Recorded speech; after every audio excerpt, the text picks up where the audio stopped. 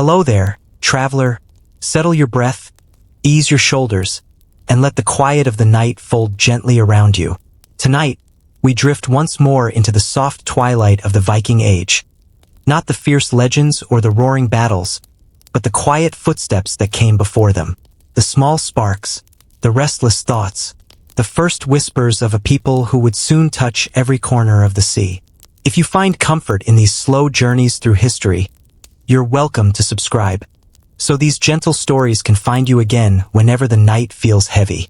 And before we drift deeper, tell me, where are you listening from tonight?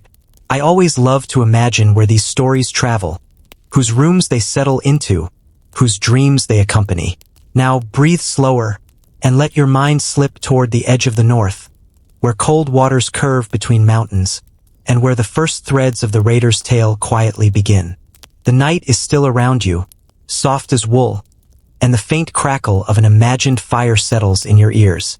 You sit beside an ancient fjord, its dark water stretching inward like a quiet breath held by the land.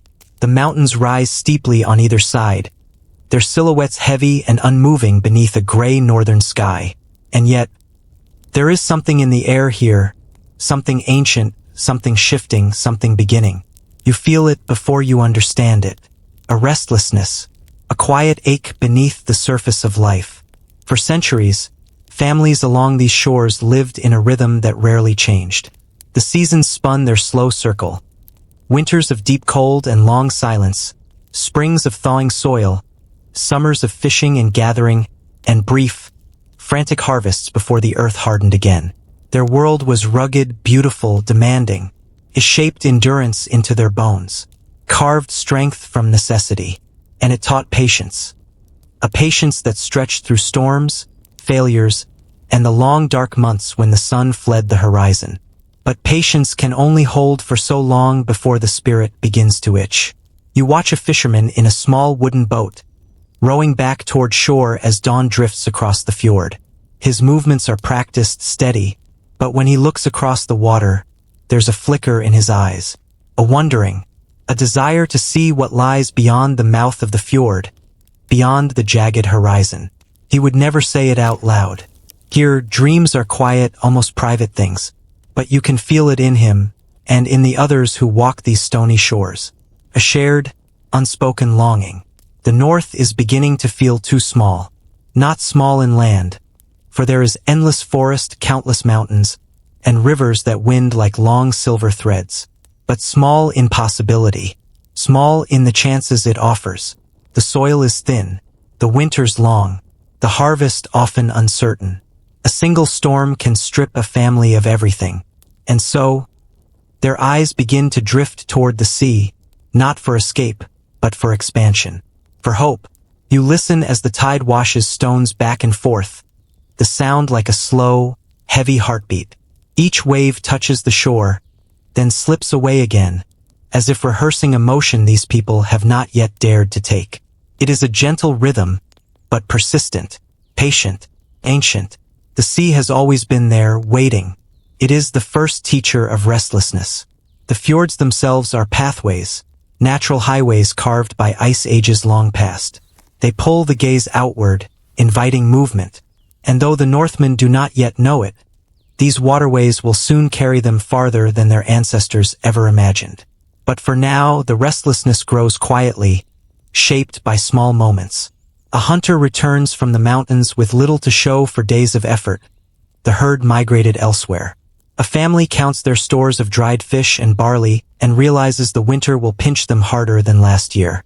A young man watches traders arrive from across the sea with stories of lands where the earth is soft and fertile, where monasteries stand unwatched, and where wealth sits behind thin walls.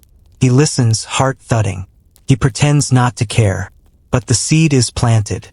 This is where the story of raiding truly begins. Not with violence or ambition, but with scarcity, longing, and the quiet courage to imagine something different. You picture a gathering in a longhouse on a winter night. The fire glows orange, shadows flicker on rough wooden walls, and voices murmur around carved drinking horns. The talk is simple at first.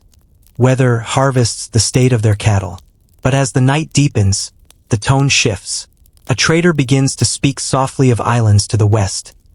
Islands where monks keep silver chalices and illuminated manuscripts adorned with gold leaf. Islands where no warrior stands guard. Where the wealth of centuries rests behind wooden doors. The listeners lean closer, not because they are greedy, but because the idea seems unreal. To imagine such things in a land where every scrap of metal must be forged, hammered, bartered for. It feels like hearing of stars falling into one's hands. The trader continues, describing how the seas beyond their fjords lead to coasts that are soft, gentle, unfortified. A world unlike theirs. A world unaware of what the north can bring. The older men shake their heads, dismissing it. Too far, too dangerous, too uncertain. But their sons, their eyes shine quietly. Their thoughts drift. What if? You feel the weight of that question settle into the night like snow on a pine branch. What if the world is bigger than we have known? What if hardship is not the only shape life can take? What if the sea carries opportunity instead of danger? When men begin to ask such questions, history begins to shift. Outside, the wind rises, carrying the cold scent of salt and pine. It moves across the fjord with purpose, bending grasses and stirring the surface of the water. You watch ripples form and travel, subtle but insistent. In them you see the future. A future of longships slicing through mist, of oars rising and falling in flawless rhythm, of shores far from home. But for now, the restlessness is enough. A young boy sits alone by the water, carving patterns into a piece of driftwood. His hands move in a rhythm older than he knows, mimicking shapes he has seen on boats, on shields, on the carved posts of longhouses. He looks out at the fjord and wonders what lies past the distant opening. His father once returned from a journey beyond it, bringing stories of wide rivers, broad meadows, and people dressed in strange colors. The boy's imagination stretches toward those unseen worlds. He feels the sea calling him, a soft, persistent murmur beneath his heartbeat. Restlessness is a seed. Once planted, it grows roots no winter can kill. As you breathe softly, you sense the shift within this land. A shift too gentle to be recorded in any saga, yet powerful enough to reshape nations. It is the moment before motion, the inhale before the first step, the pause before the oars dip for the first time. The fjords have been silent for too long. The people have endured quietly for generations. Now, as need pressures them and imagination stirs them, a new age prepares to open. Not with thunder, not with war cries, but with restlessness, soft at first, growing stronger, deeper, and inevitable. And as the chapter closes, you sit beside the dark water, feeling the same quiet ache the North once felt. The ache of possibility, stirring beneath the calm surface of life, guiding them toward a sea that has waited patiently for their courage. And slowly, gently, the story of the first Viking raiders begins to breathe. The cold settles around you like a heavy cloak, soft but unyielding. In the north, winter is not a season. It is a presence. It steps quietly across the land, pressing into every valley, every fjord, every doorway. Tonight, as you drift deeper into the story, you feel what the early Norse felt. The long stretch of darkness, the endless silence, the slow tightening of the earth's grip. You stand at the edge of a small settlement, breath misting in the frozen air. Snow lies thick on the roofs of longhouses, smoothing their shapes into white mounds. Smoke curls from narrow chimneys, rising thinly before disappearing into the gray sky. The world feels paused, as if holding its breath. But beneath that stillness, hunger watches. Inside the longhouse, families sit close to the fire. Sparks rise and fade, each one a tiny reminder of warmth in a land that offers very little. The fire is their heart, their shield. Around it, children doze, old men stare into the flames, and women mend wool with hands that move from habit more than energy. You hear the soft creak of the timbers as the wind pushes against the walls. You hear the fire whispering in its low, steady way. And you hear something else, a subtle undercurrent, worry. Food stores sit in carved wooden chests, but the lids grow lighter each time they're lifted. Dried fish, barley, smoked meat, a few apples shriveled by time. Winter always tests them, but some winters test more harshly than others. The snow came early this year. The storms too. Crops were thin. Livestock suffered. Now every family counts and recounts what remains, clearing their throats quietly, pretending calm for the children. You feel it in your chest, that tightening, that soft ache where hope and fear meet. A man rises, wraps a fur cloak around himself, and steps outside with a torch. You follow him into the sharp, icy wind. He crosses the snowy ground to a small shed where their stores are kept, pulls the heavy door open, and inspects the tall wooden bins. The torchlight glows against his face, revealing a line of tension in his brow. He takes a handful of grain, lets it fall slowly between his fingers, watching the level decrease just a little more. Every handful matters. Every choice, too. For generations, the Northmen endured winters like this with sheer grit, relying on hunting, fishing, and careful preparation. But even the strongest people feel strain when nature closes its hand too tightly. When you live in a land where survival depends on the whims of cold and storm, you begin to look outward, toward any possibility that might ease the burden. This winter, the search for that possibility grows stronger. You walk down to the shoreline, where the fjord lies frozen at its edges. Men chop holes through the ice to lower fishing lines into the cold, dark water. The rhythm of their axes is steady, but the catches have grown smaller. Fewer fish rise from the depths. The sea is generous in summer, stingy in winter. The men exchange glances but say nothing. The silence between them says enough. One man pulls up his line, empty again. He closes his eyes for a long moment, then casts the line back with slow, deliberate motion.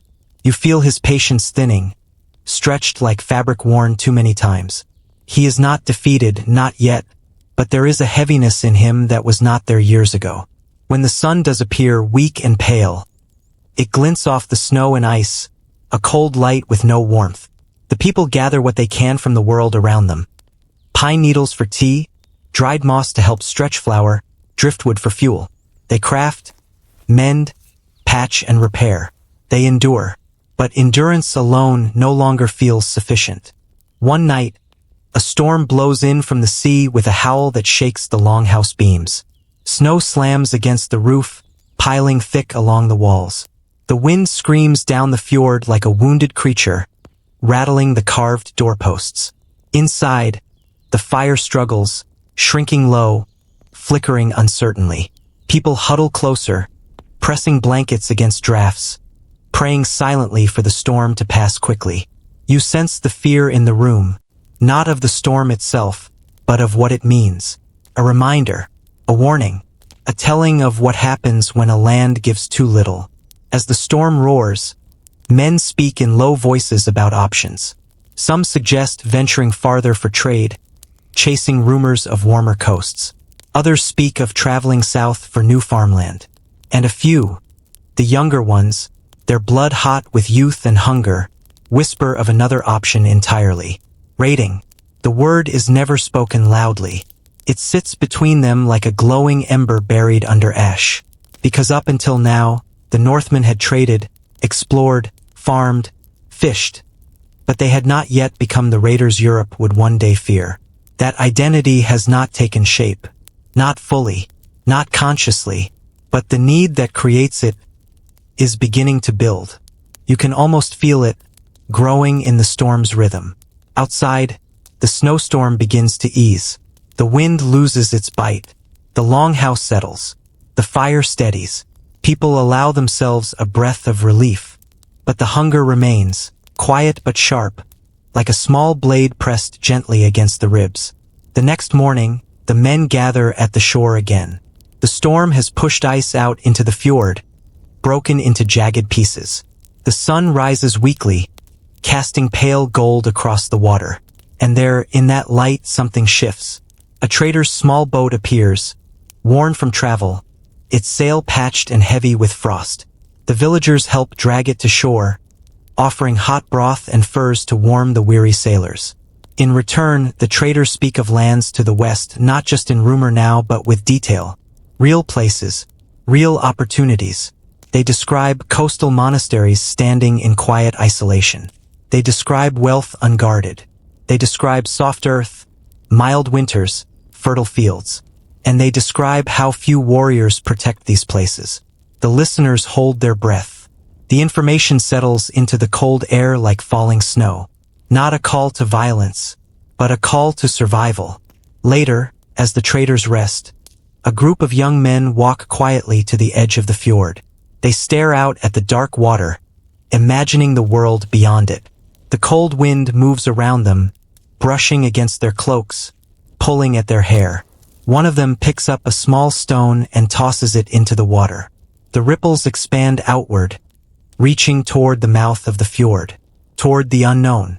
And you realize that this is how an age begins, not with rage or conquest, but with small ripples of necessity.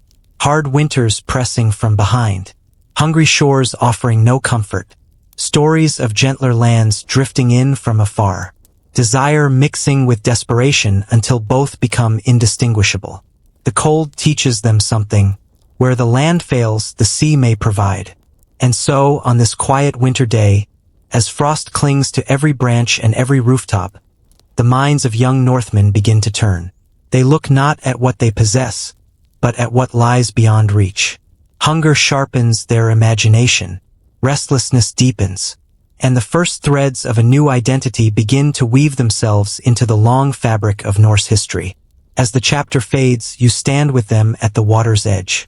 The world is still frozen, yet somewhere beneath the ice, movement stirs. A whisper of change, a shift in survival, a soft pull toward the sea, where the story will soon lead them next. And far off in the distance, across the whale road, the shores that will change everything wait quietly, unaware of what is coming. The morning drifts in quietly, laying pale light across the north. A thin mist spreads over the fjord, softening the edges of the mountains and blurring the line between water and sky. You trace the shoreline with your eyes, watching how the tide moves in slow, deliberate breaths. On this calm morning, you begin to understand something. The future of the Norse does not rise first from hunger. It rises from wood. You walk toward a cluster of tall pines growing along the slope, their trunks straight and proud. The scent of resin hangs in the air, sharp, comforting, familiar. These trees have stood for generations, weathering storms, bending beneath the weight of snow. And now, in this moment of restlessness and need, the people of the north begin to see them differently. Not as shadows in the forest, not as timber for homes and fences, but as vessels of possibility. In the earliest days, the boats were simple things. Narrow, humble craft carved from single trunks. Dugouts, they called them. The work was long and steady, hollowing a tree with fire and blade, smoothing the sides with patient hands, shaping the bow to cut through the water. These boats served their purpose well. Fishing, ferrying goods, crossing short distances. But they were slow, heavy, limited by what one tree could become. You see an old man working on one such craft now, his hands moving with practiced ease. His knife scrapes the wood in rhythmic strokes, each curl falling softly to the ground. He pauses occasionally to press his palm to the hull, feeling its shape, its readiness. These simple boats carry generations across these fjords, but even he knows they are no longer enough. Because the north is beginning to dream farther. Men sit in the longhouse at night, speaking of lands beyond the horizon, of journeys that require more than a carved log. The hunger of winter, the rumors of distant shores, the stories told by traders. All of it blends into a quiet pressure. A pressure that demands better vessels, faster ones, stronger ones, boats that can hold not just tools but ambitions. The sea is a demanding teacher, and now the north is ready to learn again. You follow a group of young craftsmen into a clearing where a long hull rises from the ground like the bones of a great beast. This structure is unlike the dugouts, wide enough to carry men and supplies, shallow enough to glide over coastal waters, flexible enough to survive the harsh northern waves. It is the next step, the next breath, the next evolution of a seafaring people. Planks are carved one by one, their curves shaped with such care that you can almost feel the pride pressing from the craftsmen's chests. Iron rivets hold the pieces together, small, dark, hammered with intention. Steam curls from heated water as the wood is bent, coaxed gently into shape. The men move around the growing frame with quiet focus, speaking only when necessary, letting their cooperation speak louder than words. Here, in this quiet clearing, something remarkable is happening. The Northmen are building their first true ships. The boats of their fathers were tools. These are beginnings. You step closer, running your hand gently along the smooth planks. The wood is warm from the sun, cool in its shaded edges. The scent of pine and tar fills the air, mixing with the sound of distant waves. Each plank feels alive beneath your fingers, as if it remembers the tree it once was, rooted, still heavy. And now it prepares for a new life, one filled with motion and wind and distant horizons. As the hull grows, you begin to see the vision hidden within the timber. This boat, this long, patient shape, is not meant for short journeys between neighboring fjords. It is meant for travel across the whale road. It is meant to slice through open water with speed and grace. Its shallow keel lets it approach beaches without harbors. Its slender form allows it to move with the wind like a bird riding the air. This is a ship built not just for survival, but for possibility. In the days that follow, you watch the transformation of boat building spread through nearby settlements. Fishermen lay aside their nets to help carve planks. Blacksmiths shape new rivets, their forges glowing deep orange. Farmers bring bundles of flax for the ropes and sails. Women sew wool into large sheets that will one day catch the wind and guide these ships across the sea. Everyone, in their own way, contributes to the birth of something bigger than themselves. One evening, as the sky blushes with winter twilight, the craftsmen gather around the nearly finished hull.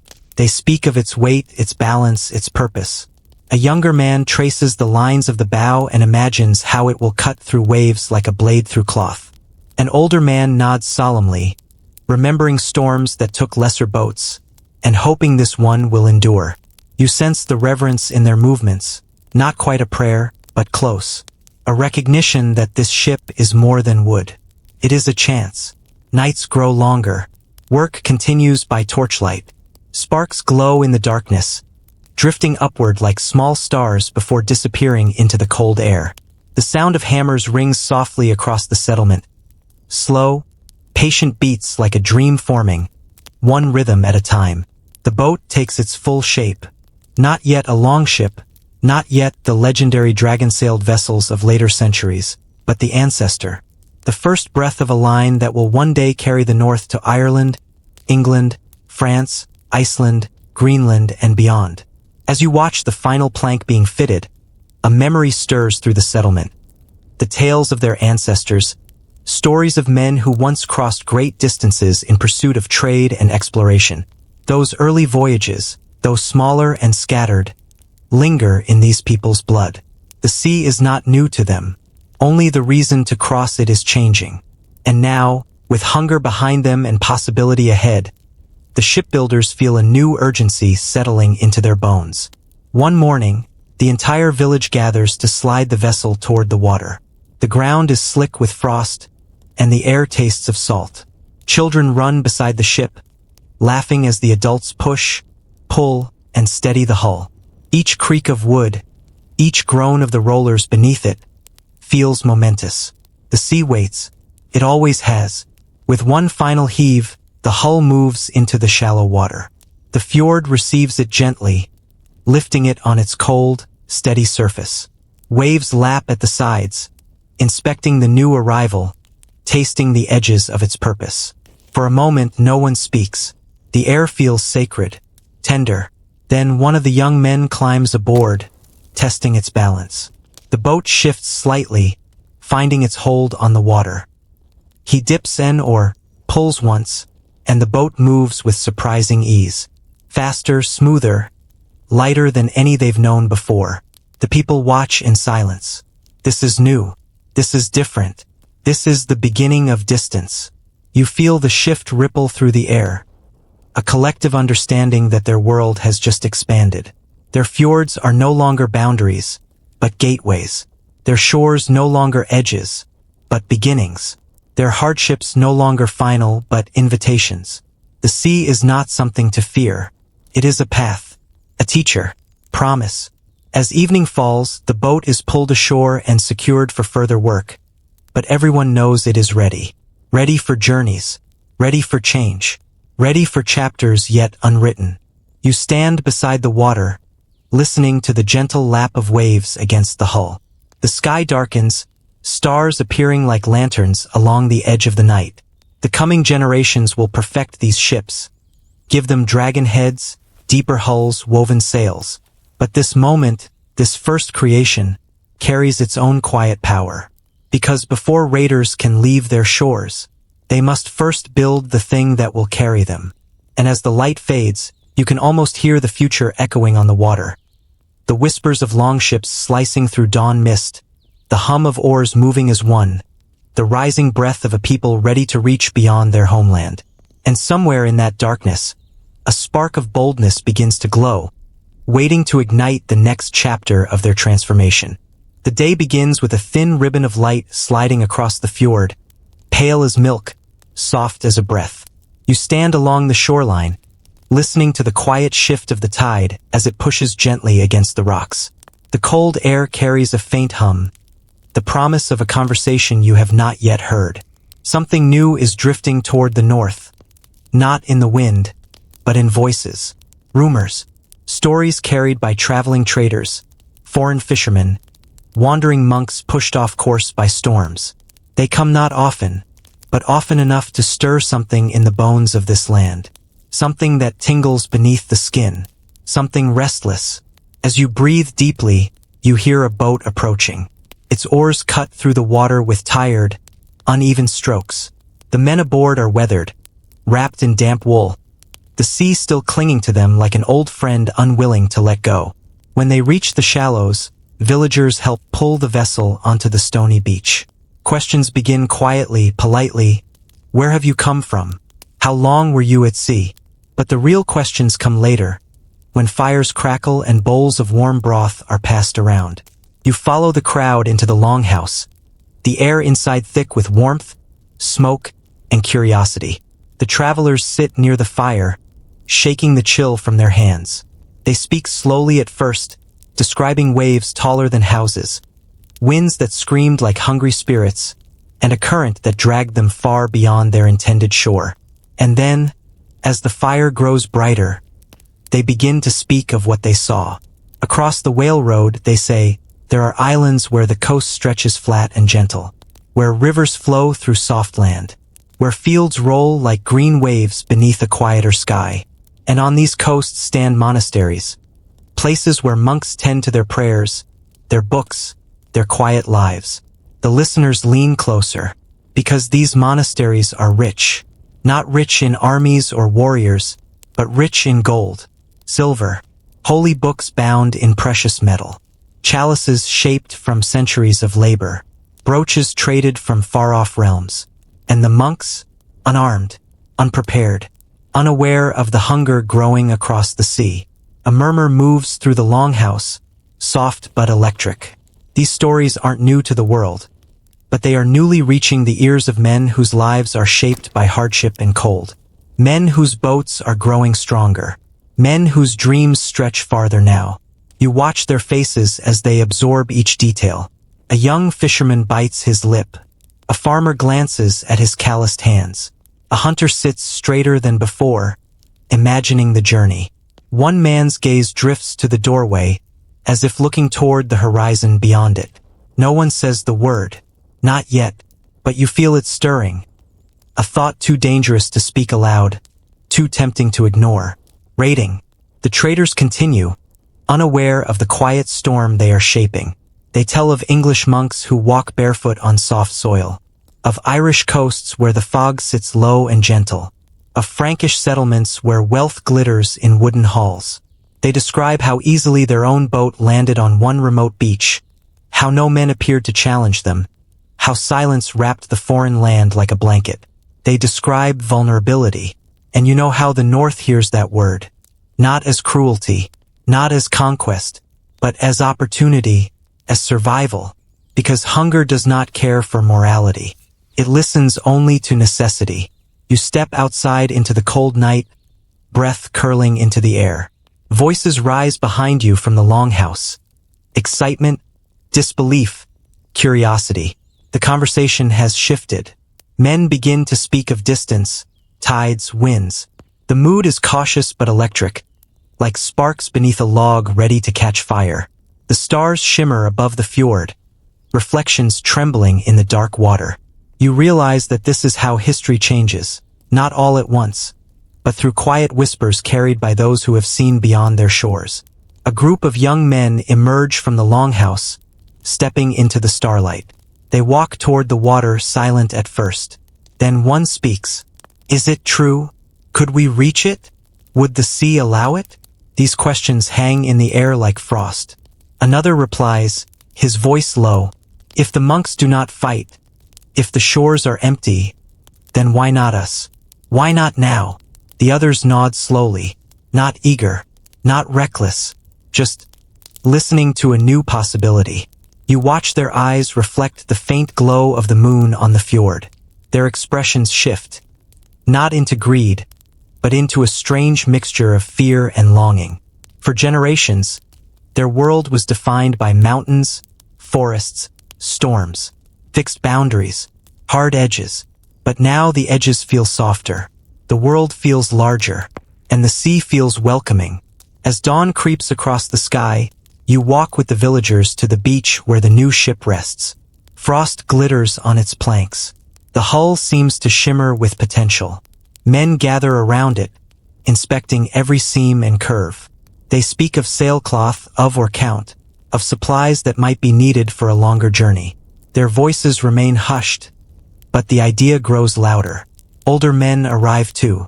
They stand back, watching with furrowed brows. They remember storms that split boats in half, sons who never returned, voyages swallowed by the northern winds. They understand the danger. They understand what might be lost. But they also understand this new truth. The North is changing. Needs are growing. Choices are narrowing. The whispers carried by traders are no longer just stories. They are invitations. You kneel beside the water and dip your fingers into the cold surface. The tide pulls gently, urging outward, westward, toward those green coasts and quiet monasteries, toward wealth that sits unguarded on wooden tables, toward a future the Northmen have never before imagined. A boy stands beside you, no more than 12 winters old. He watches the ship with wide eyes. His breath forms small clouds in the air. He asks softly, "Will they go?"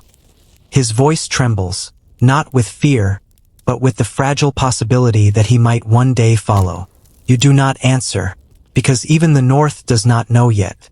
The line between wishing and doing is thin, and tonight, for the first time, it begins to bend. As the sun rises higher, the traders prepare to leave. They thank their hosts, load their boat, and push off from the shore. But their real cargo, their stories, remains behind. Stories that will echo in every mind that heard them. Stories that will ignite ambition in some, caution in others, and restlessness in many. And long after the trader's sail disappears behind the curve of the fjord, their whispers stay behind, floating through the settlement like drifting smoke. Whispers of coasts where wealth lies waiting. Whispers of journeys no one has yet dared to take. Whispers of a future shaped not by the land, but by the sea. You stand alone now, the waves lapping softly at your feet. The new ship rests on its wooden supports, catching the early light. A faint breeze brushes your face, smelling of salt and faraway shores. You can feel it, the shift, the pull, the beginning. A people shaped by hardship have heard of softer lands. A people shaped by storms have heard of unguarded wealth. A people shaped by endurance have learned of opportunity. And already, deep within the silence of the North, the first war crews begin to form their thoughts. The morning arrives with a pale, silvery glow that settles gently on the fjord. Mist rolls across the water like slow-moving breath, blurring the distance between sea and sky. You stand at the edge of the village and feel something subtle, an air of anticipation, faint but undeniable, drifting through the cold like a scent carried on the wind. The whispers of distant wealth have taken root. And now the North begins to gather its response. Not in rage, not in greed, but in quiet, deliberate preparation.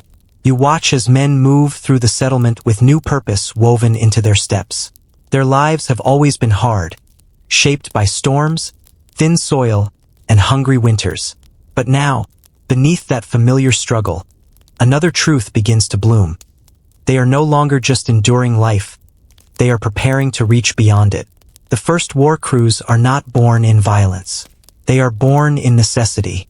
A man named Halvard stands at the center of the clearing, broad-shouldered and calm. He is not a king, not a chieftain, not even the wealthiest among them. But he is respected. When he speaks, others listen, not because his voice is loud, but because it carries the weight of experience. He has faced storms that nearly swallowed him. He has watched crops fail. He has buried family lost to sickness and cold. Now he gathers a small group around him. Men of different ages, from different families, carrying different burdens. Some are fishermen with nets worn thin. Some are farmers whose fields yielded little last summer. Some are craftsmen whose hands are steady but whose cupboards are light. And some are younger men, restless, eager, drawn by something they cannot fully name. They form a circle, though no one planned it that way. Circles form when people share purpose. Halvard looks at each of them, his breath clouding in the cold. "We've heard what lies to the west," he says quietly. "If even half of it is true, it might be enough to carry us through winters yet to come." The men say nothing. They do not need to. Silence is agreement here. You walk among them, feeling the shift in their energy. Their faces are calm, but their eyes hold something new. A spark, a first stirring of resolve. Decisions are forming. Plans are settling like sediment at the bottom of a still pool. War crews, though they do not yet call themselves that. In the days that follow, preparation begins in the most practical of ways. You see men sharpening axes at the shoreline, their blades catching flashes of winter light. These are not weapons of conquest. They are tools originally for splitting wood, building homes, felling trees. But in skilled hands, a tool can become something more, especially when necessity reshapes its purpose. Nearby, younger men practice with shields made from rough planks. Their movements are clumsy at first, unpolished, more enthusiasm than precision. But as the hours pass, they begin to find rhythm. Step, lift, brace, strike. Their breath forms clouds in the cold air, rising and fading like the earliest prayers of a new age. Older warriors, men who once fought in skirmishes between neighboring clans, offer guidance, a correction of stance, a reminder to guard the ribs, a warning to keep one's balance when the ground shifts. You see no brutality here, no chanting, no bloodlust. This is preparation born of hunger and hope. Inside the longhouse, a smaller group meets at night. They sit by the fire, the flames reflecting in their serious eyes. Maps are not yet drawn, those will come later, but stories are shared. Traders' accounts are repeated, examined, weighed for truth. When a detail seems exaggerated, someone notes it quietly. When something feels likely, heads nod slowly in agreement. One man estimates how many days of food they would need. Another speaks of wind direction. A third warns of currents that can pull a ship off course. You lean in, listening. This is the kind of planning that creates history, not through sudden brilliance, but through patient thought and steady courage. A woman enters the longhouse with fresh bread and sets it beside them. She listens for a moment, her expression neither fearful nor disapproving. The women of the North understand hardship as deeply as the men. They know what hunger demands, and though they do not hold the oars, they shape the future in quieter ways. Preparing supplies, tending families, weaving cloaks thick enough to withstand sea wind. Outside, the new ship rests against its wooden supports. Men tend to it daily, checking seams, reinforcing joints, trimming excess wood. They do not yet adorn it with carvings or paint. The work is too early for ornament. but you sense affection in the way their hands move across the planks. The ship is not merely a vessel. It is a promise. One evening, as the sun sinks behind the mountains, the growing crew gathers on the shore. They are fewer than 24, lean, strong, uncertain, but committed. Halvard stands before them, saying little. He speaks of preparation, of caution, of the weight of what they are about to attempt. He warns that the sea is unforgiving, that storms do not bend to ambition, that death sometimes rides beneath calm water. And yet, no one steps back, because for these men, staying home carries its own risk. Another hard winter, another year of thin harvests, another season of hunger gnawing quietly at their lives. You look into their eyes. You see not bloodlust, but determination. Their courage is quiet, steady, shaped by hardship rather than pride. They are not warriors seeking glory. They are men seeking survival.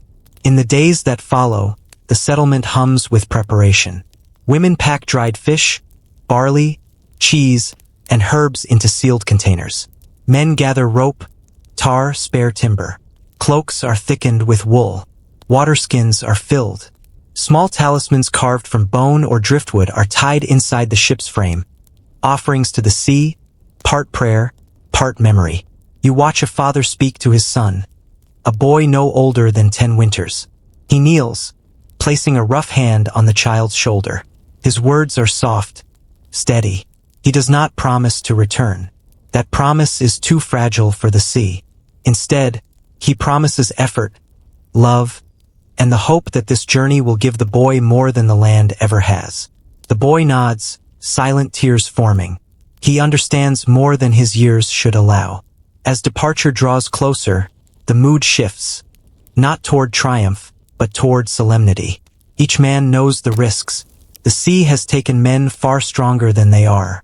Storms have swallowed boats twice as sturdy. But fear does not rule them. Fear simply exists alongside purpose. The night before they set sail, the village gathers at the longhouse. A simple feast is shared: goat meat, smoked fish, cold ale. Laughter rises here and there, though quieter than usual. Mothers embrace their sons. Lovers exchange small keepsakes. Children cling to cloaks. Nothing dramatic or ceremonial, just human hearts preparing for absence. In the dimness of the longhouse, the fire burns low. The crackling embers reflect in Halvard's eyes as he rises to speak. "We leave not as conquerors," he says softly, "but as men seeking what the world has not given us. Let the sea judge us kindly. Let need guide us. Let courage steady our hands." No one cheers. No one shouts. Their silence is deeper than noise. Full, heavy, sacred. The next morning, the sky grows pale and the fjord lies calm beneath a thin veil of mist. The ship is loaded with supplies. Oars are laid in place. The men stand ready, hands on the wooden rails, breath slow and steady. The village gathers to watch. A woman runs her fingers along the hull one last time. A child presses a small carved charm into his father's palm. The wind lifts gently, as if clearing its throat. Then Halvard gives a nod, small, steady, final. The men push. The ship slides forward. The water embraces it. The oars dip, and the first war crew of the north begins to move across the fjord, their silhouettes growing smaller against the morning light. You stand on the shore, watching them fade into the mist. They do not yet know where they will land. They do not yet know what they will face. They do not yet know that their voyage will echo across centuries. All they know is that they are moving forward. And as you breathe slowly, watching their long, slender ship carve a thin line across the water, you feel the north awakening, or breath by breath, toward the next chapter of its fate. The sea lies quiet this morning, its surface smooth as hammered bronze beneath a pale sky. A thin line of mist rests over the fjord, drifting slowly with each small breath of wind. As you stand along the shoreline, you hear the water lapping against the rocks. Gentle, slow, steady. Today, the North learns the rhythm it will need to cross the world. A long, narrow ship rests on the water, its hull dark with tar and morning dew. The men who formed the first war crew now gather aboard it, adjusting oars, tightening ropes, settling themselves onto the wooden benches. Their faces are calm, but their bodies hold the tension of something new, an unfamiliar challenge, a test of their strength, their unity, their endurance. Because rowing is not simply movement. It is discipline. It is breath. It is the heartbeat of a voyage. Halvard steps aboard last. He carries no speech, no gesture of ceremony, only authority shaped by years of struggle. His voice is low, steady, cutting through the cold air. Together, he says, always together. A ship is strongest when its men move as one. The men nod quietly, not out of obedience, but out of understanding. You watch as they lift their oars. The blades dip into the still water, catching the surface with a soft kiss. The first pull is uncertain, uneven, oars rising at different angles, strokes landing out of rhythm. The ship wobbles slightly, shifting awkwardly in the fjord. The men exchange glances. The sea doesn't criticize, but it does not forgive chaos. They try again. Dip, pull, breathe. The oars enter the water with different sounds, some splashing, some slicing cleanly. The movement sends small ripples across the fjord, like the first lines of a new story being written. Halvard calls out gently, "Listen to each other. Feel each other. Don't fight the water. Glide with it." The next attempt is smoother. Not perfect, but aligned. A rhythm begins to form.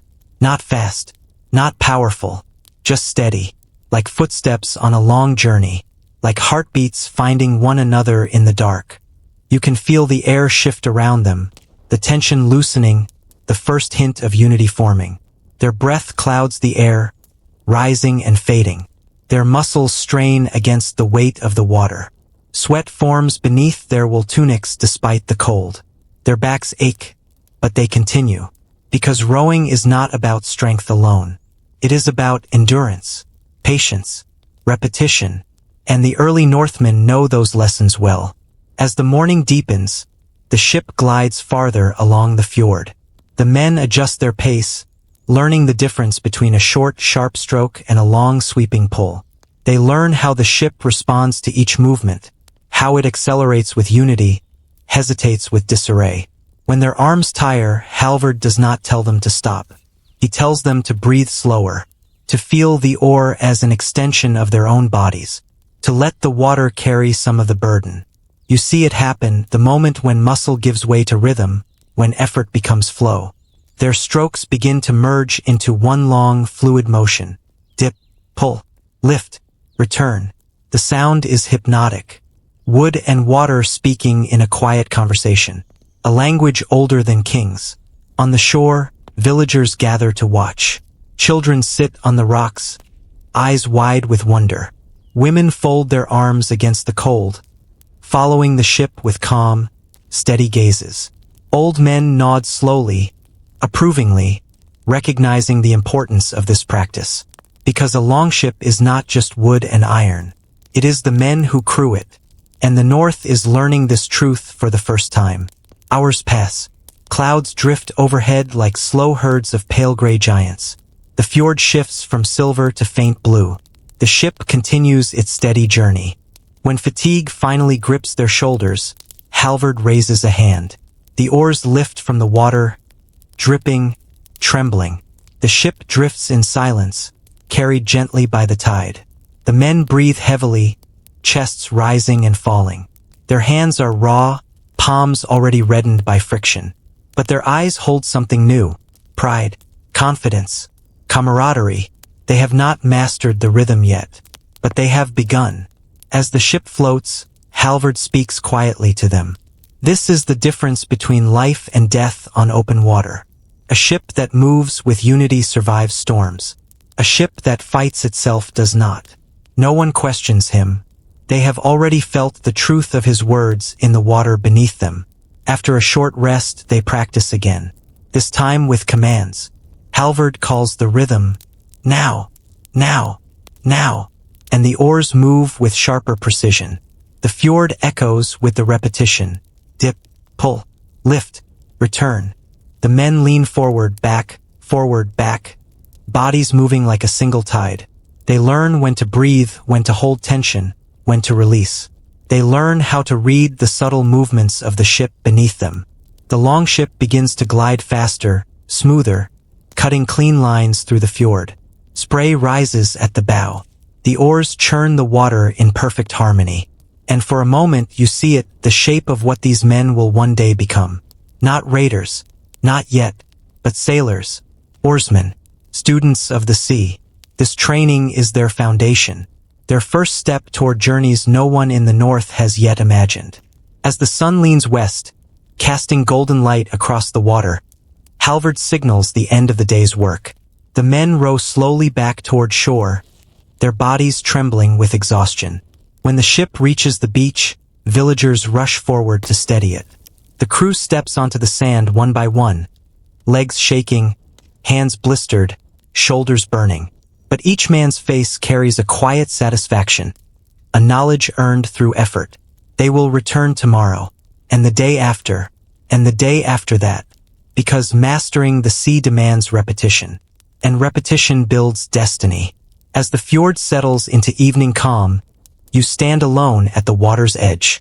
The ship rests on the sand, its hull glistening with fading light. The air cools, carrying the scent of pine and salt.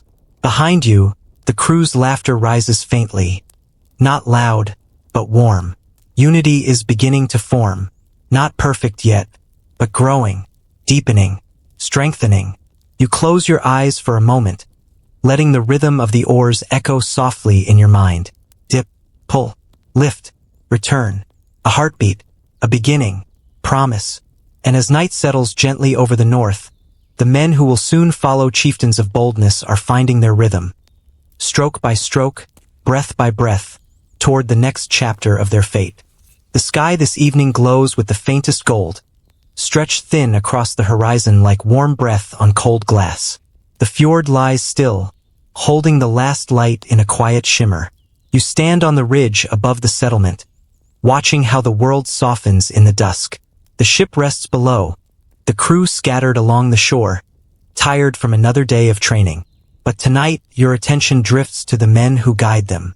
For every journey the North will ever take, every raid, every voyage into the unknown, there must first be leaders. Not kings, not legends, not yet, but chieftains of boldness. Men who carry the vision before anyone else can see its shape. You walk down the slope, listening to the gentle crunch of frost beneath your feet.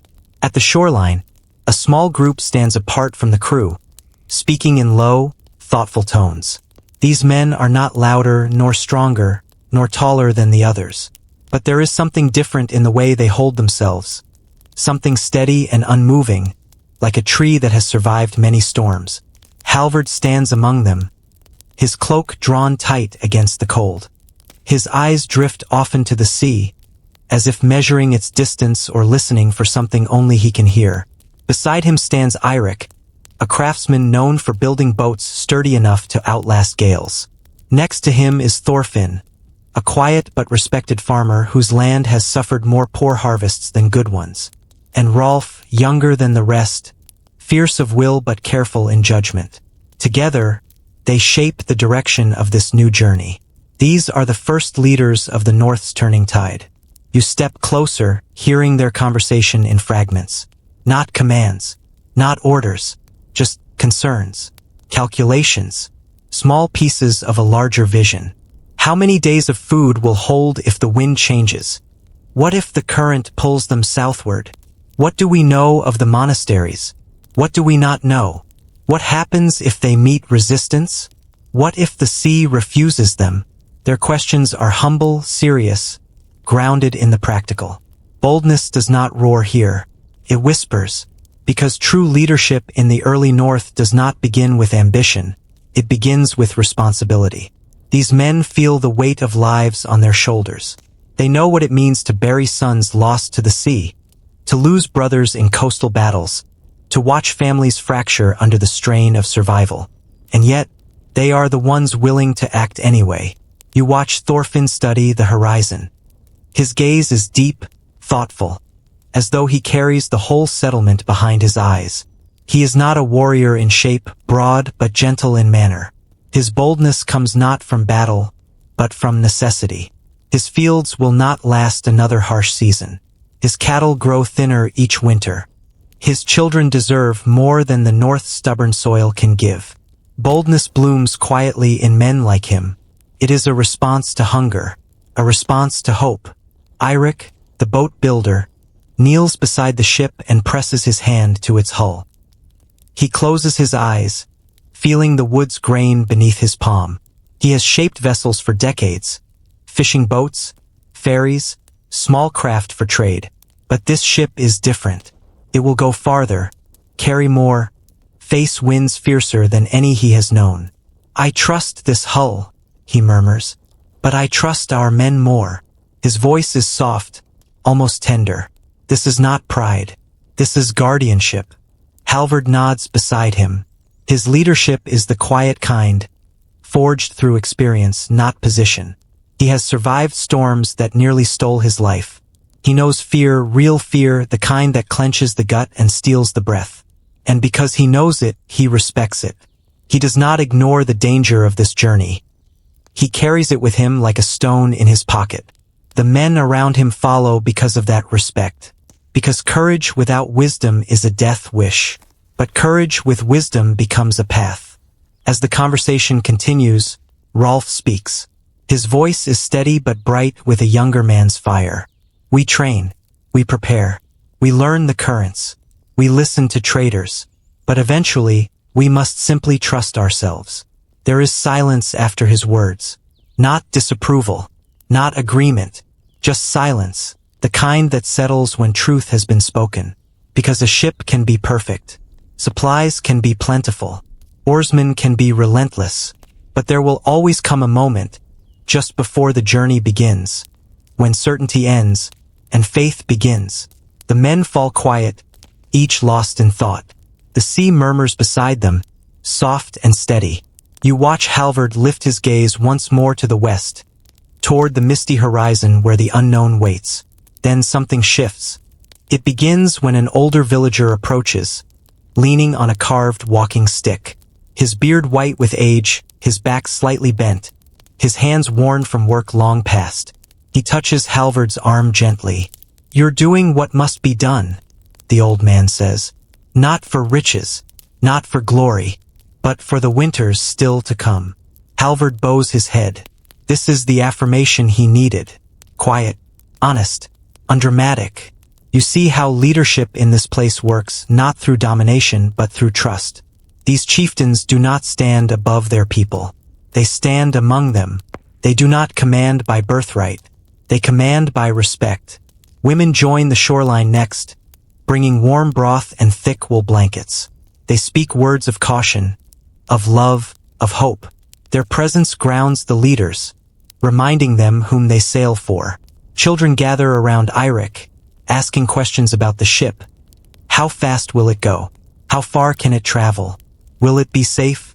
He answers with patient, calming words. The night deepens. Stars appear one by one, glittering in the cold sky. The men continue planning, not loudly, but persistently. They mark the moon's phases. They study the winds. They estimate the distance to the foreign shores. They weigh risks not in numbers, but in lives. Because true leadership is measured not by how many follow, but by how deeply one cares for those who do. You feel a softness settle over the scene. The leaders do not look like conquerors tonight. They look like fathers, brothers, neighbors, men trying to carve a future from a world that gives so little. When the fire burns low, Halvard finally speaks words that settle in every heart nearby. We do this together. No man leads alone. No man sails alone. We carry each other. Those words hang in the cool air, warm despite the cold. They mean more than unity. They mean survival. They mean future. They mean the early North is learning the shape of courage. And as you walk away from the shoreline, feeling the frost beneath your feet and the weight of their determination settling into the night, you sense the next chapter forming. The tools these war crews will carry, the gear that will shape their first journey, the quiet preparations that stand between them and the sea. The early leaders have taken their place, and the north, slowly, gently, begins to sharpen for what lies ahead. The morning comes quietly, wrapped in a cool gray haze that settles over the fjord like a blanket pulled gently across sleeping earth.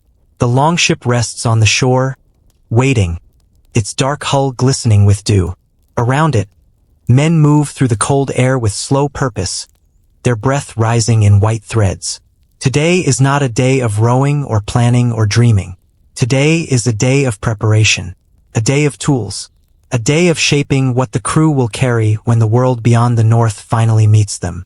You walk toward the shoreline, feeling the crunch of frost beneath your boots. The settlement is awake, but not hurried. There is a quiet gravity to the morning, as though everyone senses the importance of what must be chosen, what must be crafted, what must be carried. Because the tools of the early raiders are not symbols of glory.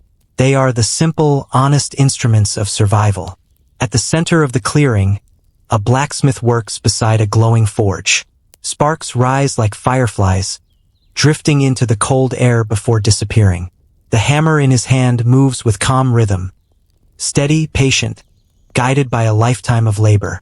His face is marked with soot, his beard flecked with frost, his eyes focused with unwavering concentration. You watch him heat a small iron head until it glows orange. He presses it to the anvil and shapes it with a series of careful strikes. This is not a weapon of extravagance, not a king's sword, not an ornate spear. It is a small axe head, simple and practical. A tool for cutting wood, and, when necessary, for defending one's life. Because the first raiders did not wield legendary blades. They carried what they knew, what they trusted, what they could rebuild if the sea ever swallowed their supplies. An axe, a seeks, a long utility knife, a round wooden shield, rope, fire steel, needles and thread, small sacks of dried herbs, a whetstone hung from the belt. These are the items that shaped the earliest raids, practical, modest, built for endurance. Nearby, a group of men sit beneath a pine tree, shaping shields from planks of fir. The wood is light, strong, flexible enough to absorb the blow of an axe without splintering too easily. They bind the edges with rawhide, tightening each strip with careful hands. A round iron boss is hammered into the center, smooth, dark, slightly convex to deflect strikes. The shields are plain, no paint, no patterns, no swirling animals or knotwork. Decoration can come later. For now, they must be light enough to carry far, strong enough to hold fast, simple enough to replace in foreign lands where resources are unknown. You trace a hand along the rim of one shield. The wood is cool beneath your fingertips, the grain rough in some places, smooth in others. It smells of pine sap and smoke, a scent that carries you deeper into the heart of the north.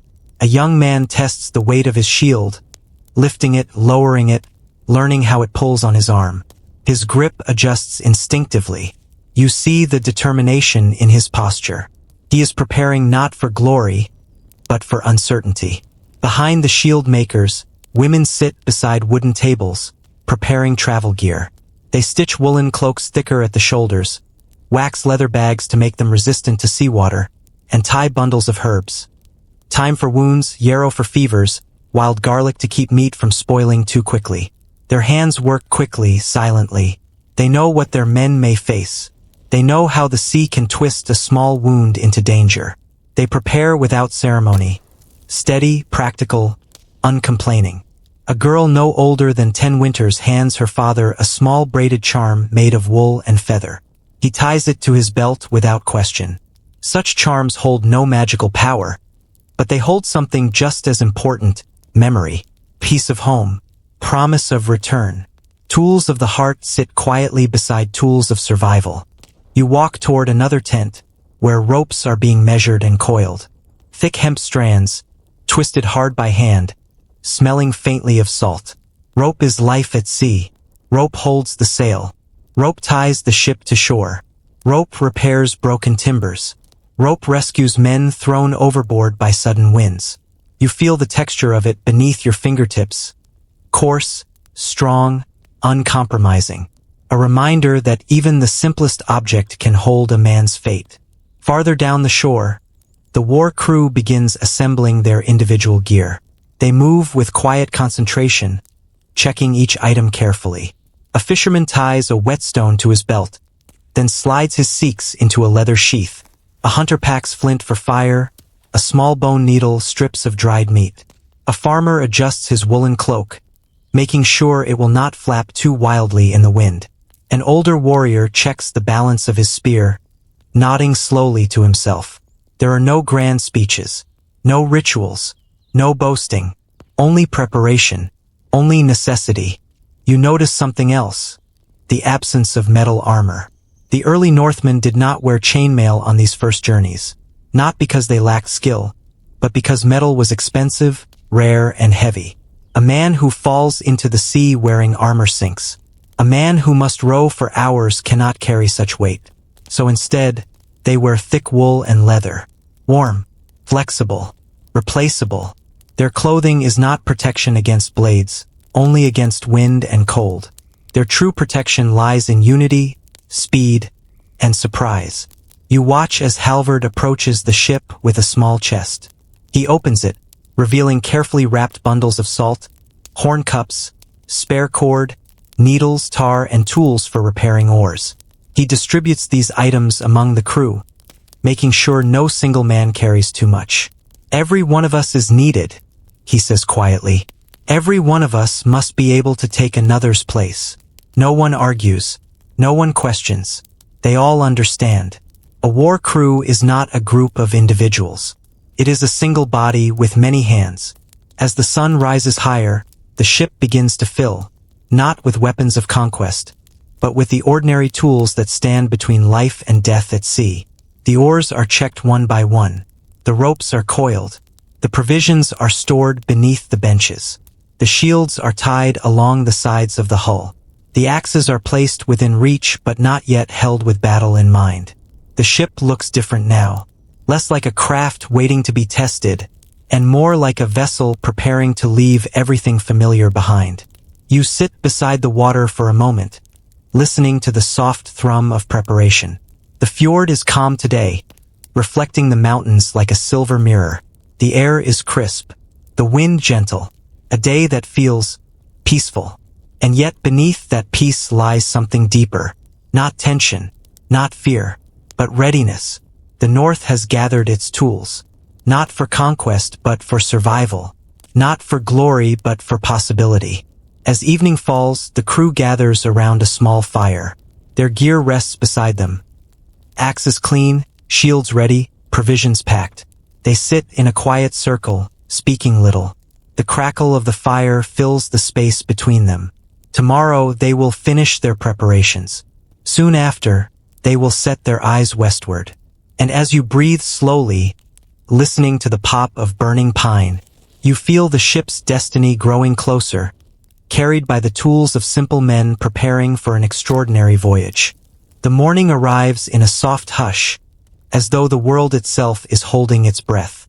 Pale northern light spreads slowly across the fjord, thin and silvery, washing over the mountains in gentle strokes.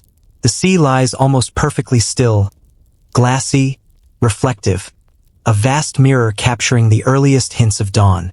You stand on the shore among the villagers, feeling the cool air settle against your skin. Today, the first war crew prepares to leave, not with ceremony, not with celebration, but with quiet determination shaped across many winters. The longship rests on the sand, its hull dark and gleaming, its oars arranged neatly beside it.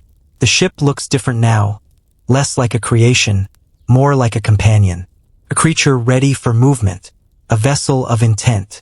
Men gather around it, adjusting their cloaks, securing their belts, checking their provisions one last time. Their breath curls in the air as they speak to each other in murmurs. Small words, practical ones, threaded with the heaviness of departure. You watch Halvard step away from the group for a moment, looking out across the open water. His face is calm, lined by age and experience. But there is something else beneath his expression. A quiet weight, the kind carried only by those who lead others into uncertainty. For a moment he closes his eyes. He breathes deeply, as though listening to the sea, asking if it will allow this journey. Then he turns back to his men. Around you, villagers gather. Women with shawls wrapped tightly around their shoulders, children holding onto their mothers' hands, elders leaning on carved wooden sticks. Their presence is not a farewell display. It is a reminder that this journey touches every life here. Every man who boards that ship leaves behind threads woven through this community. A mother presses a woolen cloak into her son's arms. A father grips his eldest boy's shoulders with a gentle, firm strength. A young girl hands her brother a small carved charm in the shape of a whale. A wife ties a strip of leather around her husband's wrist, whispering something only he will hear. These moments are not dramatic. They are human, quiet, full. They remind you that the early Norse were not driven by hunger for conquest, but by the need to protect those who stayed behind. The war crew forms a loose circle beside the ship. Halvard steps into the center. He looks at each face in turn. Faces he has watched grow through hardship, laughter, storms, and years of toil. Men who have fished beside him, built alongside him, bled with him, endured with him. His voice emerges gently, steady as the tides. "We go not for glory," he says. "We go because the future demands more than the land has left to give." The crew nods, expression solemn, eyes clear. "We go together," he continues, "and we return together, if the sea allows." There is no grand cheer, no roar of courage, only the soft rise of breath held, then released. The crew moves toward the ship. Their boots press into the cold, damp sand. Their shadows stretch long across the shore, elongated by the pale morning light. You watch each man pause at the water's edge, just for a heartbeat, as though acknowledging the threshold between one world and another. Then they push. The ship shifts forward. The sand glides beneath its weight. The hull meets the water with a soft hiss, like a whispered greeting. Villagers step back, watching quietly as the longship begins to float, rocking gently on the fjord's calm surface. Oars are lifted, shields tied, provisions tucked beneath the benches. Halvard is the last to board. As he steps into the ship, he turns back to the shore. His gaze lingers on the villagers, on his family, on the land that shaped him. Then he bows his head, not in farewell but in respect. You feel something tremble inside your chest. The beauty of this moment lies in its simplicity. No triumph, no spectacle, only the quiet bravery of ordinary men stepping into the unknown. The oars dip, once, twice. The ship glides forward with a smoothness born from weeks of training. The rhythm begins slowly, cautiously, each stroke deliberate. The fjord ripples outward, forming patterns of light across the water. The villagers do not wave or call out. They simply watch. Their silence is a blessing, a protection, a prayer of sorts. As the ship nears the center of the fjord, the light strengthens. The mountains glow with faint gold, their slopes softened by morning mist. The world feels suspended, balanced between possibility and fear. You walk along the shoreline, keeping pace with the ship as long as you can. The men row with patient strength, back straight, movements synchronized. The oars break the water with soft, steady sounds. Dip, pull, lift, return. A heartbeat, a rhythm, promise. The ship continues toward the mouth of the fjord, where a faint breeze lifts the edges of its woolen sail. Halvard signals for it to be raised. The crew moves in practiced coordination. Ropes pulled, knots tightened, hands steady. The sail unfurls slowly, catching the pale morning light before catching the breeze. The ship straightens, leans, glides faster. The fjord widens. The mountains pull back. The sea opens like a long, slow breath. From where you stand, the world feels enormous, vast, unknowable, stretching far beyond what the men on that ship have ever seen. And yet, for the first time, it feels reachable. The ship grows smaller as it moves toward the horizon. The oars lift and fall with unwavering rhythm. The sail curves gracefully, catching the wind like the wing of a bird. You feel the moment settling into memory. This quiet departure, this fragile beginning, this breath before history changes. The villagers remain on the shore long after the ship becomes a distant shape. Some sit, some stand, a few turn away slowly. Others stay until the faint silhouette finally blends into the pale line where sea meets sky. You stay as well, because witnessing a beginning carries its own kind of weight. You close your eyes for a moment, listening to the quiet that follows the crew's passing. The soft lap of water against the rocks, the distant cry of a seabird, the faint whisper of wind through the pines. The North has done something new today, something difficult, something brave. The first war crew has set out under pale northern light, carrying only the tools they crafted, the dreams they shared, and the fragile hope that the world beyond will offer what their homeland cannot. And as the morning deepens into noon, you feel a new presence settle across the land. A tension not of fear, but of expectation. Because once a ship leaves the fjord, it must face what lies beyond. And across the whale road, the unknown waits quietly, ready to greet them with its currents, its winds, and its challenges, leading us gently into the next chapter of this unfolding journey. The world opens wide as the longship slips beyond the mouth of the fjord. Behind it, the last shadows of home fold slowly into the distance, the mountains fading like softened memories, the coastline shrinking into a thin, dark thread. Ahead of it lies the open water, vast and deep, shimmering beneath a pale northern sky. You feel the shift at once. The fjord had been a cradle, protective, familiar, bordered by high cliffs that stood like ancient guardians. But the open sea is something else entirely. It breathes differently, moves differently, speaks in a deeper voice.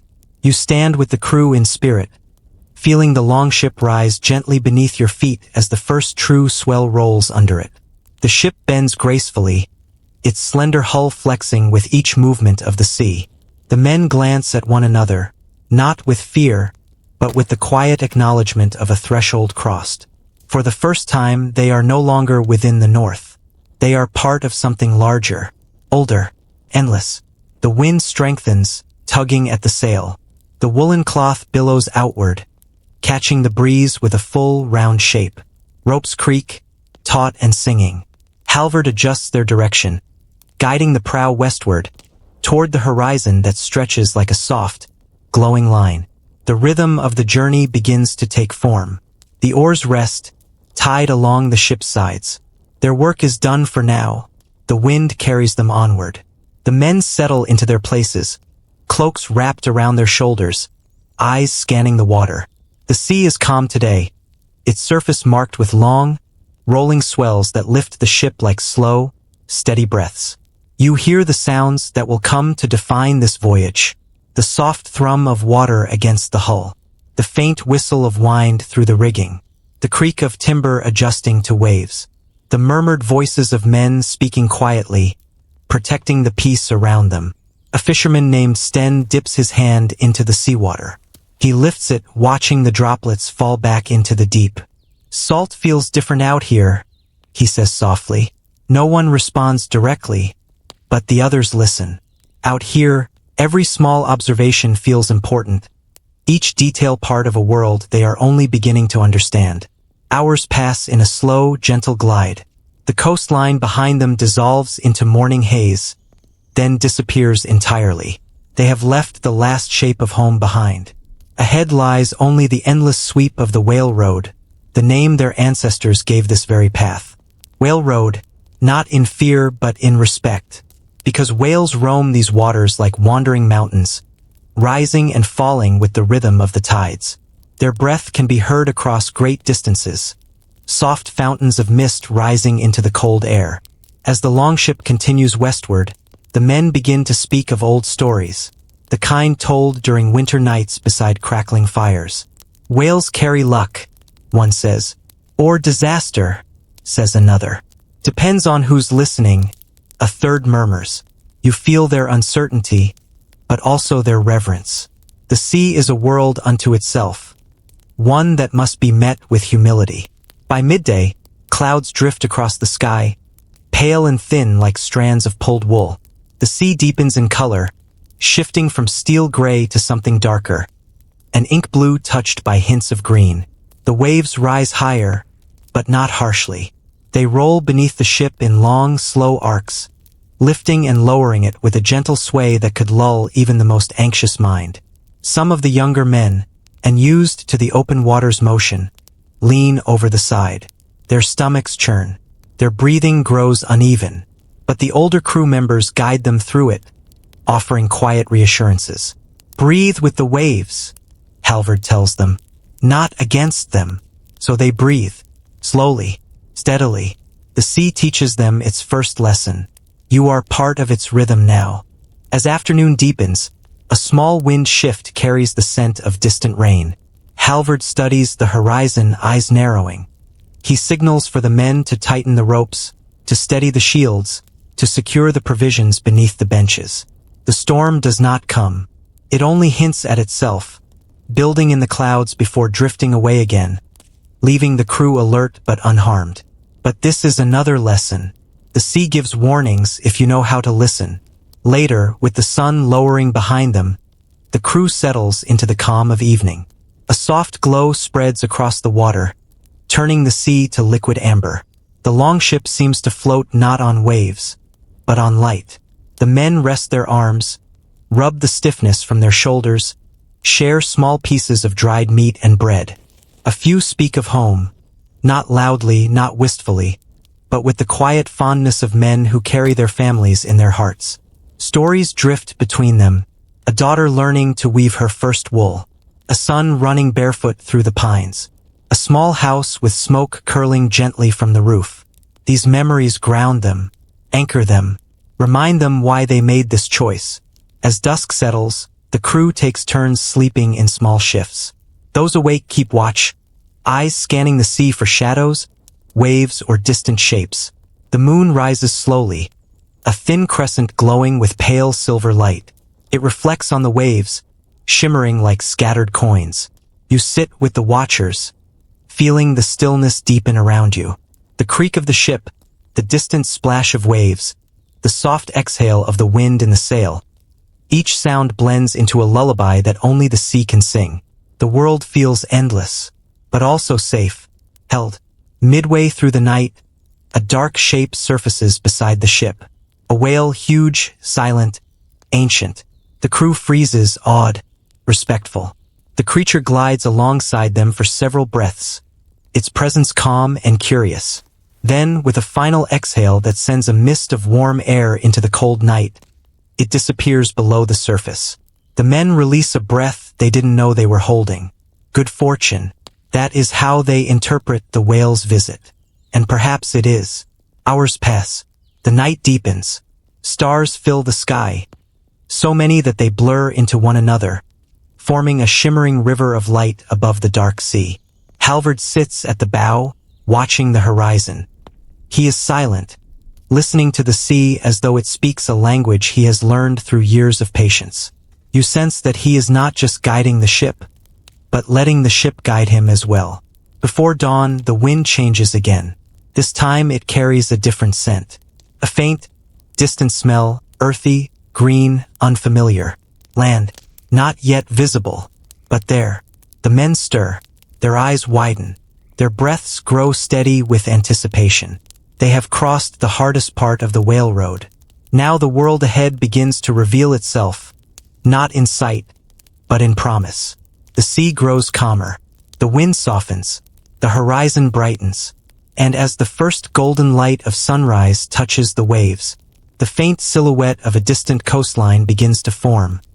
Just a suggestion, a shadow, but enough to quicken every heartbeat on the ship.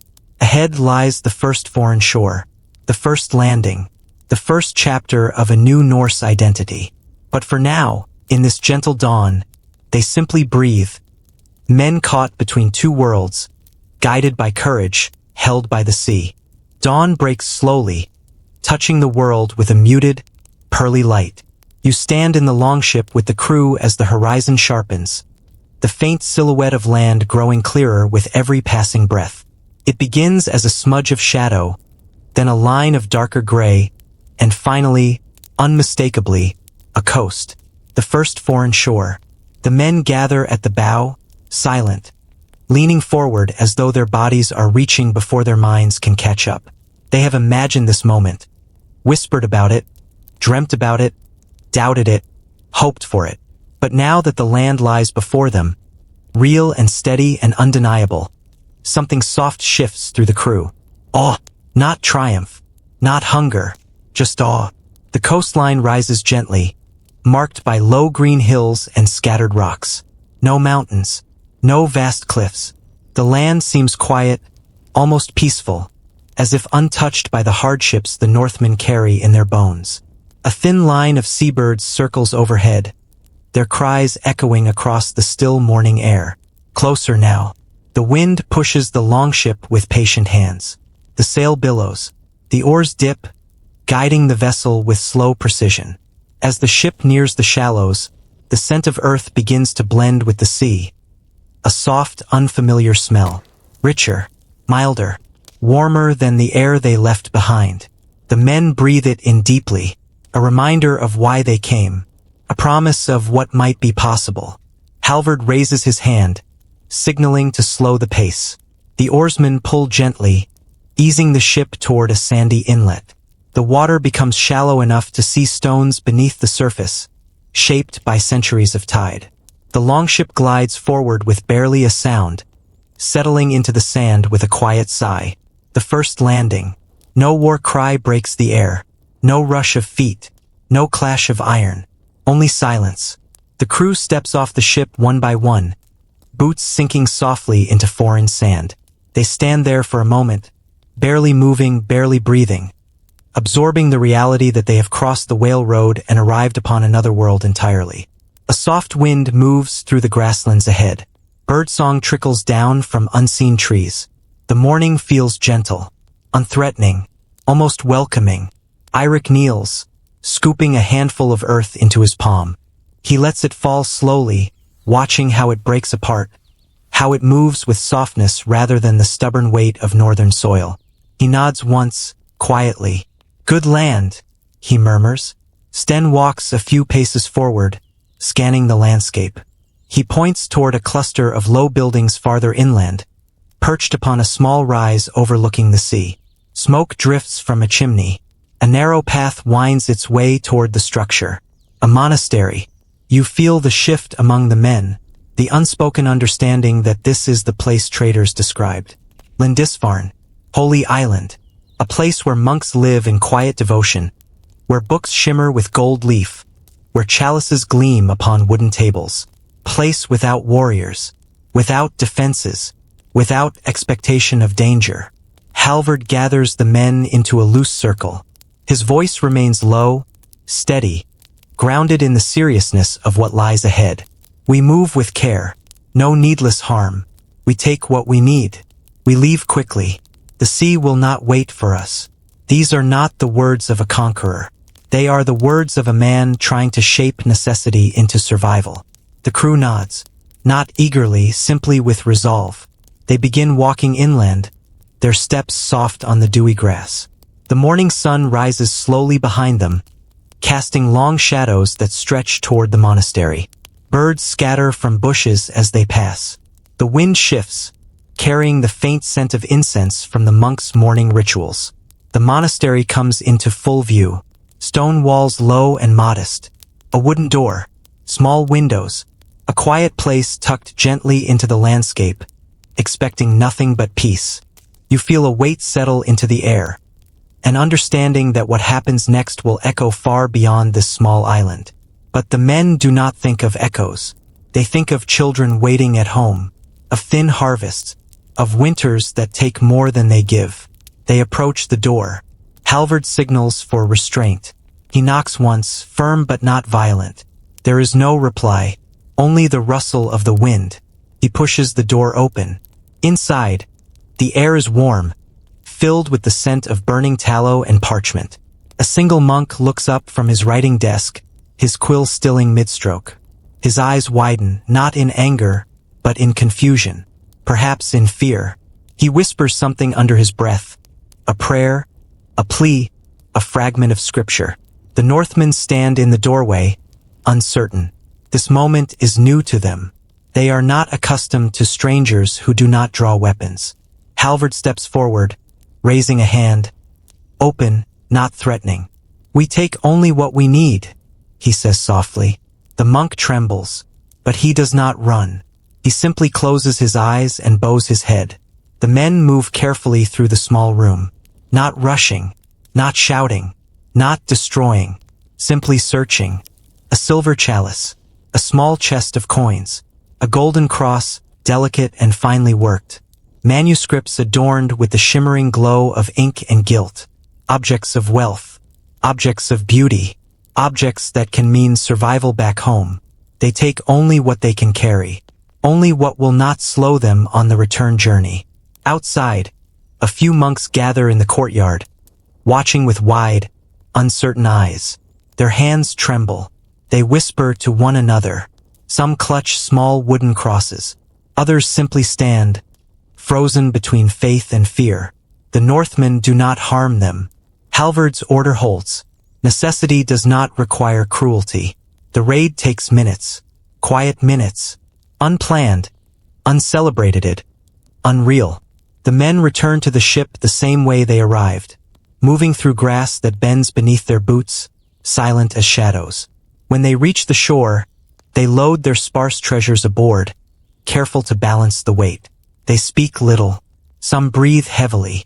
Some stare at the horizon. Some glance back at the monastery, unsure how to feel, because history often begins not with fury, but with confusion, with hesitation, with men doing what they believe they must, even when the world is not yet ready for it. The longship pushes off the shore. The tide catches it. The oars dip. The wind fills the sail. Behind them, the monks gather at the water's edge. They do not shout. They do not give chase. They simply watch, bewildered, as the ship fades away. As the coastline slowly retreats, Halvard stands tall at the stern. His eyes follow the shrinking shape of the island. Not with triumph, not with regret, simply with the quiet knowledge that something irreversible has begun. The crew sits silently, each man carrying thoughts too heavy to share. The gold glints faintly beneath their cloaks. The manuscripts rest carefully beneath the benches. The ship feels heavier not with weight, but with meaning. They have done something no Northman has done before. They have crossed the whale road, reached a foreign land, taken what they believed they needed, and changed the course of the North forever. But for now, as the morning stretches into afternoon and the waves grow steady beneath the ship, they are simply men returning home. Men carried by the sea, unaware of the storm they have just awakened across the world. The wind softens as the longship pulls away from the shores of Northumbria, carrying the men back toward the open whale road. The coastline shrinks slowly. Its low hills, its monastery walls, its unfamiliar colors fading into a thin gray line. Soon it becomes nothing more than a memory pressed against the horizon. The crew exhales as one, not in triumph, but in relief, in disbelief, in quiet, lingering awe. You stand among them in spirit, feeling the shift inside their chests. Something has changed not just in the world behind them, but in these men themselves. They have done what none of their fathers or grandfathers dared. They have crossed the ocean's vastness. They have touched foreign land. They have returned to their ship with their lives. And though their sacks hold silver and gold and finely made treasures, their hearts hold something far greater. Experience, courage, the widening of possibility. The longship turns northward, catching a fresh wind that pushes them toward home. The sail swells with quiet power. Ropes tighten. Shields tremble lightly along the rails. The men steady the boat, each movement practiced, efficient, shaped by weeks upon the water. Eirik, the craftsman, runs his hand along a plank near the bow. She held, he murmurs with pride. Better than I hoped. The others nod. The ship did not splinter under pressure, did not creak with fear, did not falter. It felt alive beneath them, trustworthy, steady. A companion. Around him, the crew opens their bundles of food. Bread, dried fish, a few strips of toughened meat.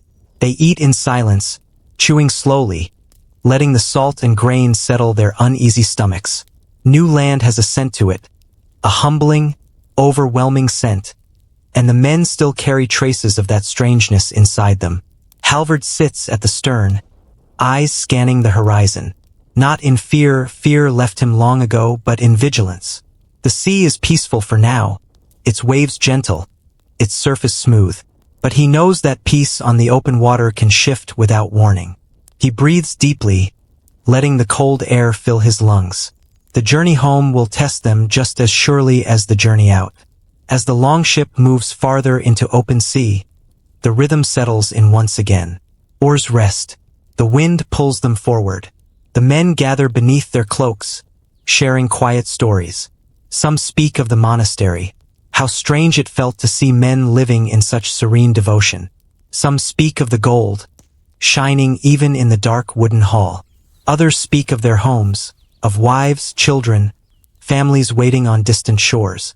And some sit silently, lost in thought, because something delicate lingers in their hearts. An understanding that they have stepped into a world larger than their own. A world filled with possibilities and consequences they cannot yet see. The sea rolls beneath them, calm but watchful. Waves rise and fall in slow, soothing arcs, lifting the ship gently as though cradling it. The sound of water against the hull becomes a lullaby, soft and rhythmic.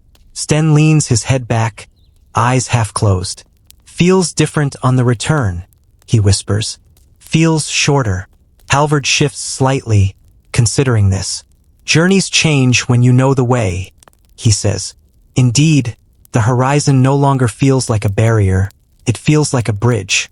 The Whale Road, once mysterious and frightening, now feels navigable, familiar, a path rather than a threat. But not all change is gentle. As afternoon fades, clouds gather. The wind strengthens, carrying the sharp scent of distant rain. The crew tightens the ropes, lowers the sail halfway, and prepares for the sea's shifting moods. They no longer fear storms, they respect them. They know how to move as one. The first droplets fall with soft taps on the deck. Then the sea darkens. Swells grow higher. Wind presses harder into the sail. The longship rises and dips, like a creature breathing through the storm's early rumblings. The men brace their feet, hands gripping wooden rails, bodies swaying with the rhythm they've learned to trust. The rain thickens, streaking the air with cold needles. But the ship holds, the men hold, and Halvard, eyes steady, calls commands calmly through the wind. Loosen the stern rope. Keep the oars ready. Ride the swell, do not fight it. The storm grows, but it is not a violent one. More a reminder that the sea is always in control, always watching, always testing. Hours pass before the rain subsides. The clouds part slowly, revealing a pale moon rising over the waves. The men breathe deeply, exhaustion settling in their shoulders, but gratitude warming their chests. They have endured. They have survived another of the sea's lessons. A quiet peace descends over the ship. The waves smooth out, rolling gently beneath the hull. The wind softens to a whisper. The sky opens, revealing a scattering of stars. Cold, crystalline, infinite. Sten and Rolf sit together near the center of the ship, speaking in low tones. Do you think they will welcome us? Rolf asks. Sten nods slowly. We bring back more than silver, he says. We bring back knowledge. Halvard overhears, turning slightly. And courage, he adds quietly. Courage to know the world is larger than we imagined. The men fall silent, absorbing his words, because they return not as mere fishermen or farmers or craftsmen, but as travelers, as witnesses, as the first Northmen to truly touch the edges of possibility. The journey stretches on into the night. The men rest in shifts. Some sleep lightly, curled beneath cloaks. Others keep watch, eyes following the rhythmic dance of moonlight on the water. You sit among them, breathing with the sea, feeling the ship glide steadily through the darkness. The treasures beneath the benches shift gently with each movement, coins chiming softly, the edge of a book sliding against wood, a silver chalice glowing faintly in the moonlight. These objects will change their lives. But something else changes them even more. The knowledge that home is no longer their world's edge. That hunger can be answered. That distance can be crossed. That the North has power beyond what it ever imagined. As dawn approaches, the air grows colder. A faint purple light spreads across the eastern sky. The mountains of Scandinavia begin to rise in the distance, first as shadows, then as shapes, then as the familiar outlines of home. The men sit up slowly, leaning forward, eyes widening with relief and pride. A murmur spreads across the crew. Some whisper to themselves. Some smile. Some close their eyes in gratitude. Home. But something is different now. They do not return as they left. The people waiting on those shores will see it in their faces, in the way they stand taller, in the way they breathe deeper. These men carry stories the North has never heard. They carry experience the North has never known. They carry courage the North has never yet needed. And though they bring silver and gold and finely worked treasures, they return with something far more valuable. The beginning of an age. The longship moves toward the fjord, gliding like a shadow across calm morning water. The crew exhales softly together as the familiar shores draw near. The North is waking. The world is widening. A new identity is forming on the edge of the sea. And as the longship enters the fjord, you feel the quiet weight of what comes next. The moment the North realizes its power. Dawn spreads slowly across the fjord as the longship glides home, its hull cutting through the still water with quiet purpose. The mountains rise on either side, dark and familiar, their slopes softened by morning mist. The air carries the scent of pine and cold stone, the scent of the place that shaped the men aboard this ship. News has traveled faster than they expected. Villagers gather along the shoreline, their shapes blurred by distance, their silhouettes glowing faintly in the early light. At first, the crew sees only movement, figures shifting, walking, gathering. But as the ship draws closer, faces become clear, expressions sharpen, eyes widen.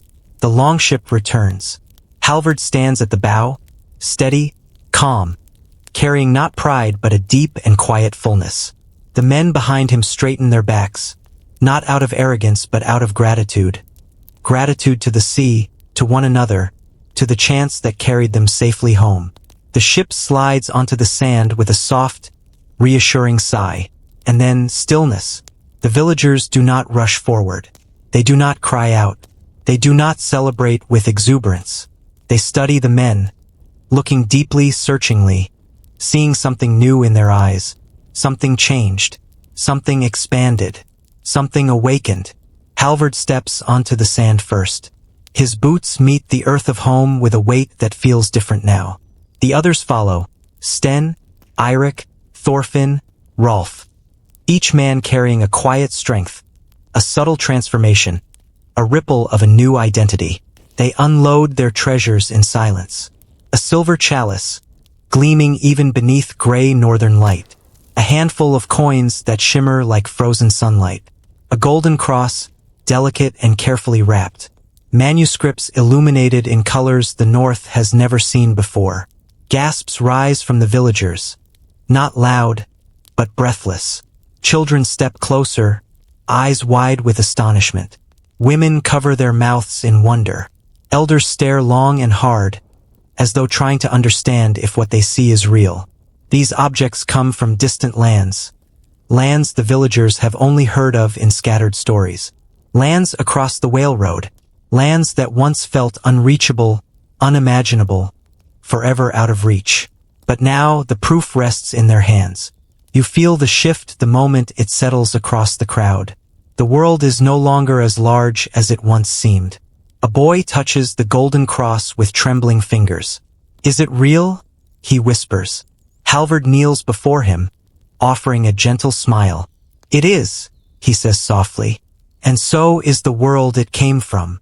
A murmur spreads through the villagers, low and warm, rippling like the first wind before a turning season. They begin to understand not only what the crew has brought back, but what the journey truly means.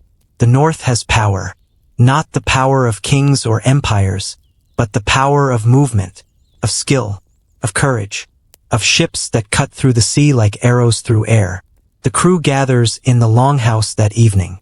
The hall is lit by fire, its orange glow flickering across wooden beams, casting long shadows on the walls. The air is warm and thick with the scent of burning pine resin. The village sits with them not as audience, but as family. Their faces glow in the firelight, filled with curiosity and quiet admiration. Halvard stands at the center. He speaks not to boast, but to share truth. "We crossed the whale road," he begins. "We reached distant shores. We took what we needed, and we returned because we trusted one another, and because the sea allowed it." The villagers listen in stillness. Even the children sit quietly, eyes fixed on him. "We learned something," Halvard continues, "that the world is wider than we believed, and that we are stronger than we knew." These words settle into the hall like warm embers falling gently onto waiting coals. You can feel them glow, softly, steadily, expanding the imagination of everyone present. Sten speaks next, voice low but certain.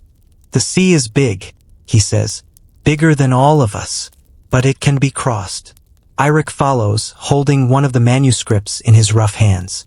"We saw things made with patience and beauty we have never known," he says, "and we realized that our hands can shape just as much." A woman stands. Her voice is steady, though softened by emotion. "You left as our men," she says quietly. "You return as something more. Not heroes, not raiders, not conquerors. Something deeper, something evolving, something about to reshape the North forever." Outside the longhouse, the night deepens. Stars glitter across the sky like runes etched on velvet. The sea whispers against the shore. The wind drifts through the pines. You step outside with the crew, feeling the cool air settle gently around you. The longship rests nearby, its silhouette dark and powerful beneath the moonlight. It seems almost alive, its curved prow pointing toward the open water, as though eager for another journey. The men gather around it one last time that night.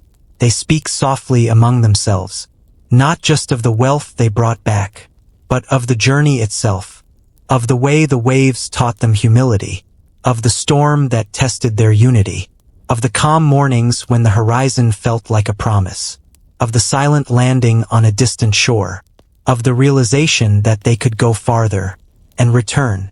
The crew stands quietly, the weight of their achievement settling over them. Not heavy, not overwhelming, just present, just real.